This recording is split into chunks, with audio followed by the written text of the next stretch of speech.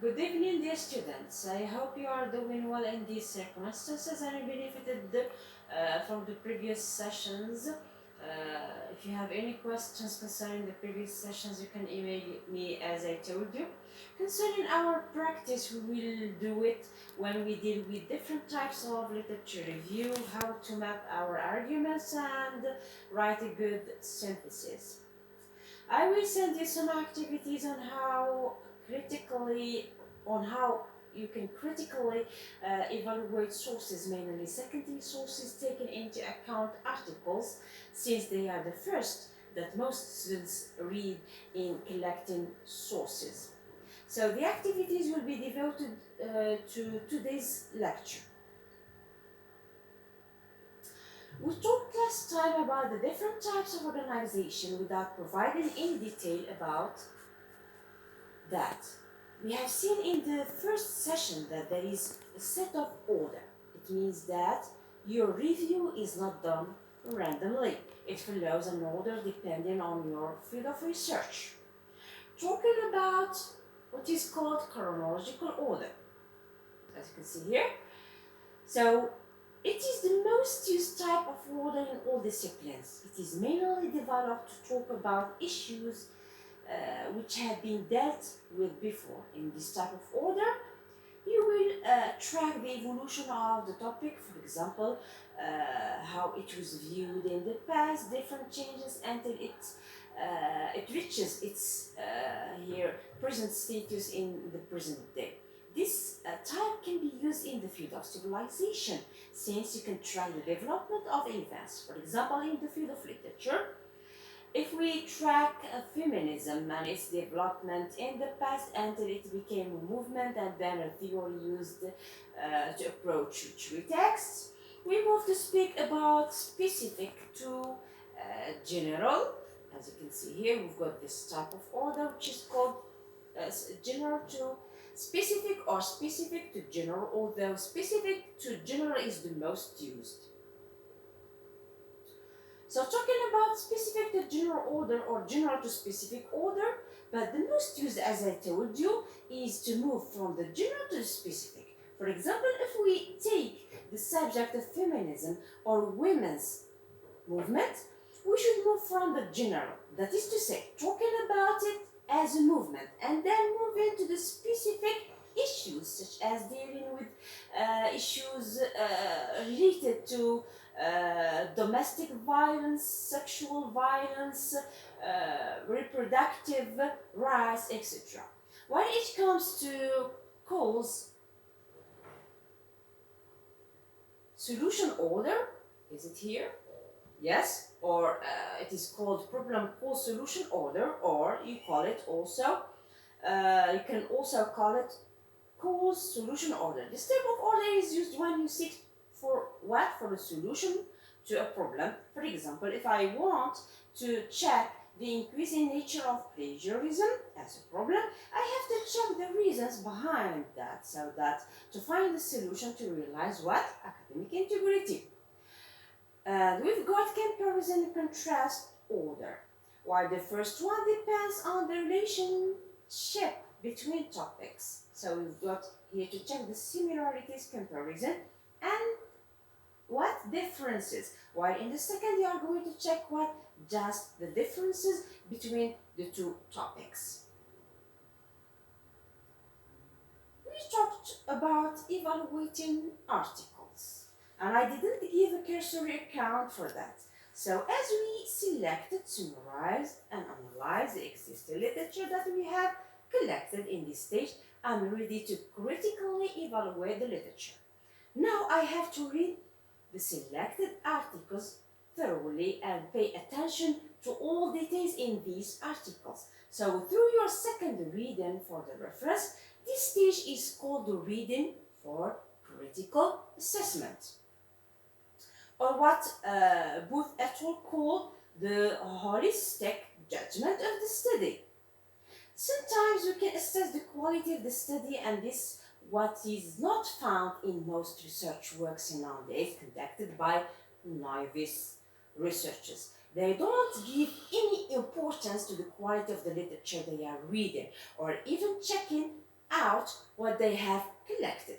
This does not mean that you should always look for perfect studies, but rather selecting well-known studies or scholars in the field. You should highlight the weaknesses and strengths of these studies to show the existing research gap. What is important in a published article is what is its findings. They will impact your claims, arguments, and conclusions. So through your critical evaluation of the quality of the evaluated literature,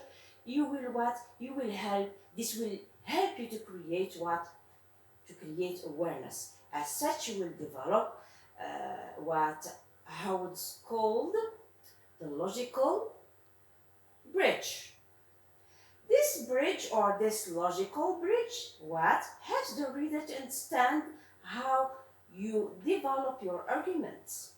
Assessing and evaluating the reliability of the findings in the source is good, but assessing or critiquing every article alone is a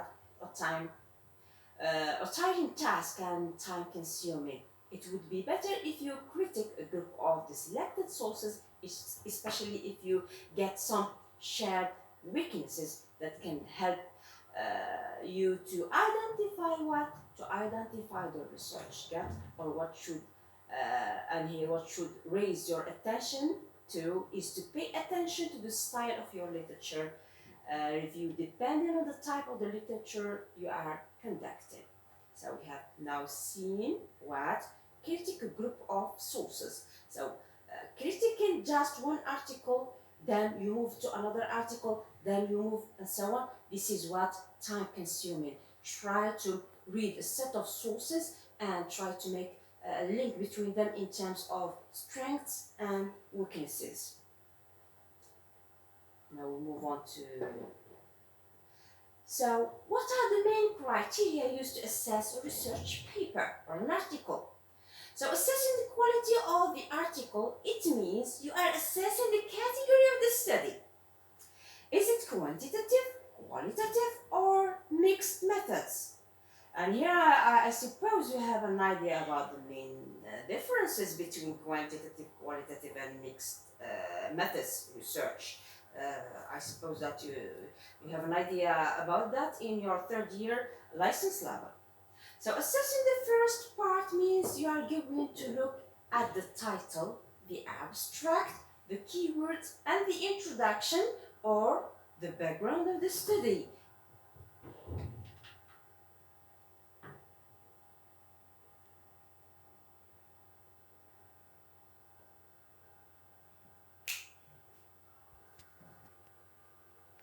So let us start with the title. So according to the 6th edition of APA, page 23, here the title of the article shouldn't exceed 12 words, and it should contain the key study, and we have seen in previous sessions how to form a title in APA style, and the title can be one statement, or it can be divided into two parts. About the abstract. So the abstract should when reading about the abstract of the article, you should pay attention to some features that should be included in the abstract. So the abstract should include, among other essential things, the main question, the main aim, the significance of the study, in addition to stating the research method used.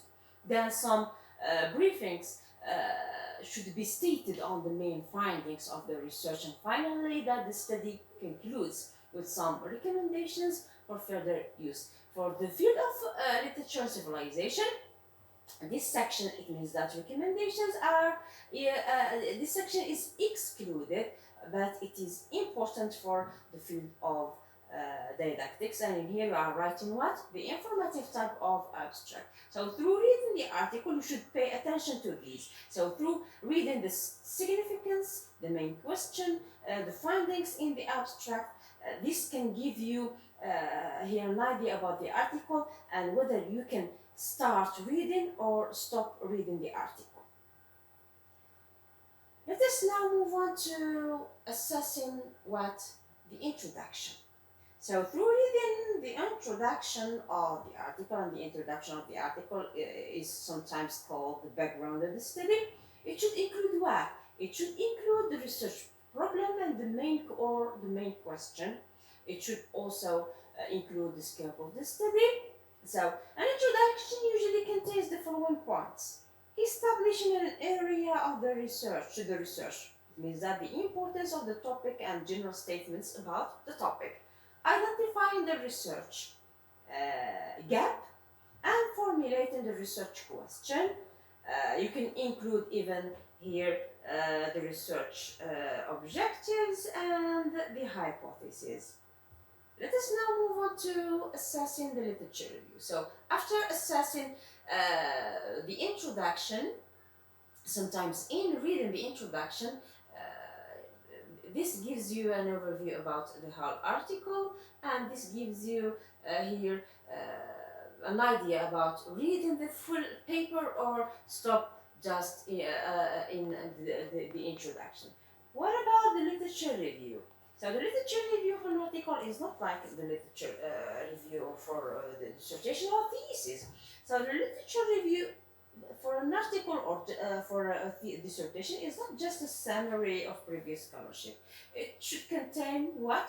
Both a summary and a synthesis, since the former is a recap of the most important information, while the latter is a reorganization of the information in a way that informs the reader on how you are planning to investigate and find solutions to the research problem. So through checking the literature review, keep in your mind that this literature review gives what? Gives new interpretations of our materials, tracing progress in the field through including major debates, and evaluating the sources and identifying the research gap in the literature review.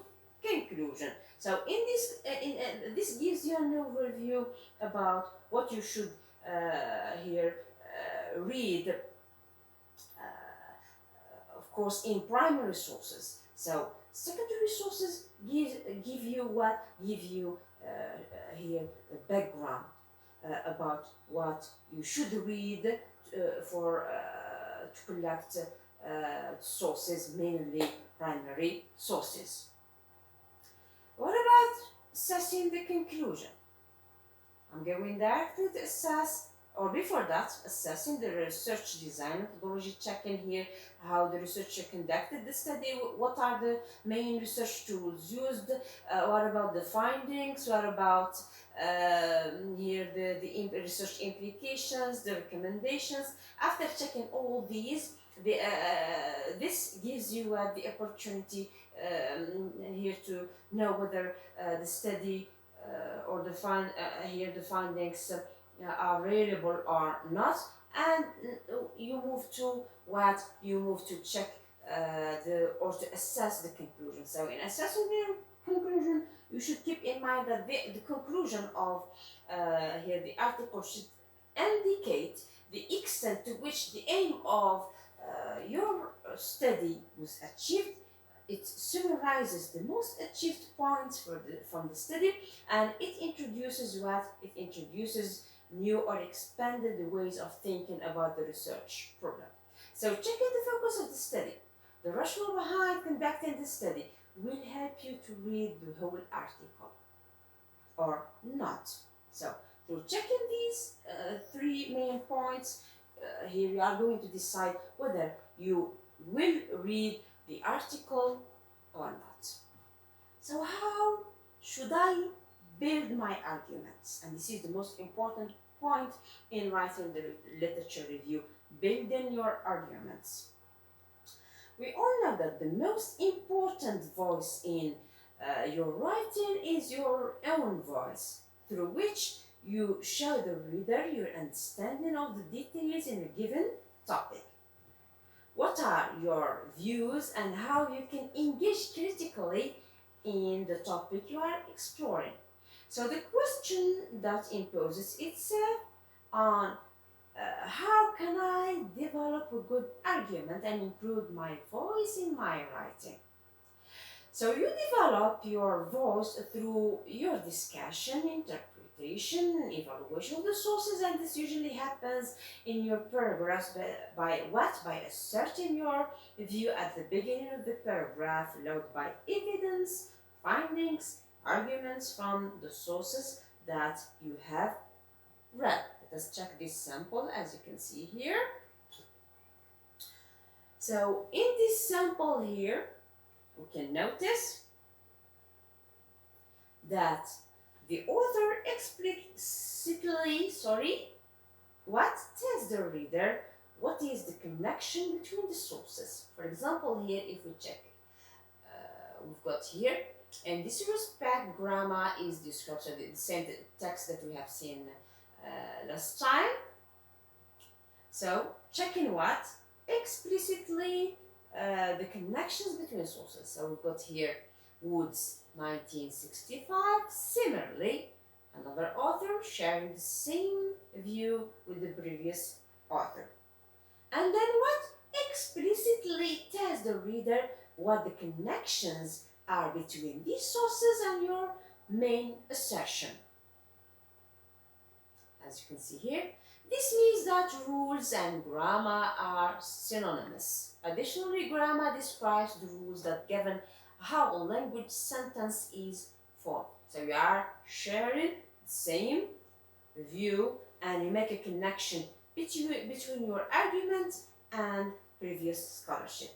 Another important point to build your voice is to use language to show your strong agreement or disagreement or caution agreement with the source. Okay? So here we return to the text.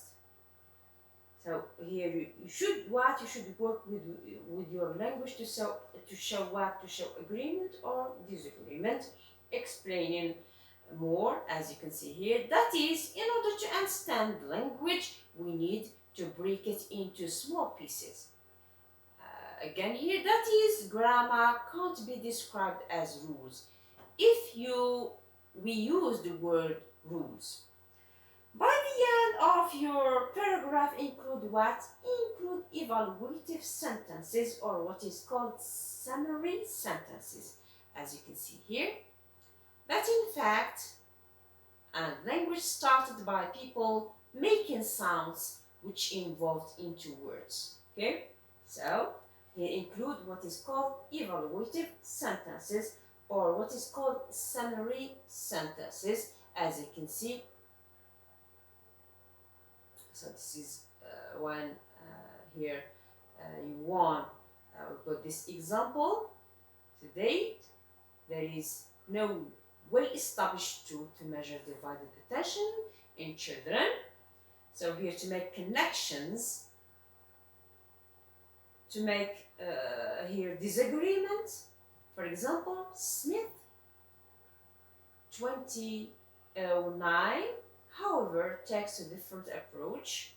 As you can see here, we return to our text. And of course, using evaluative sentences. So you evaluate here the previous scholarship by the end of your paragraph using what is called summary sentences. Talking about verbs, or what is called the reporting verbs. So also try to use verbs to show your understanding of the sources. As you can see here, we've got described, we've got here, so in here observed. As you can see here, we've got explains, describes, identifies, or fails to, reveals.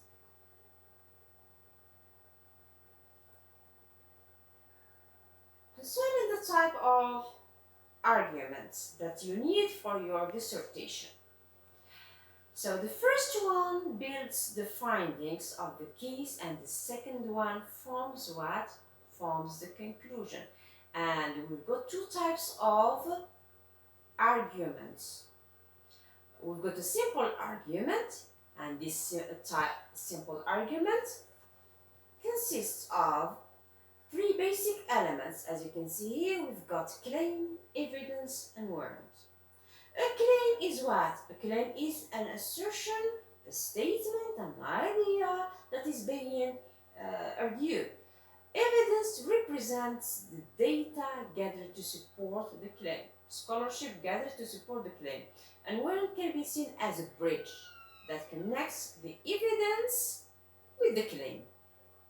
And explains what? Explains how data support that claim.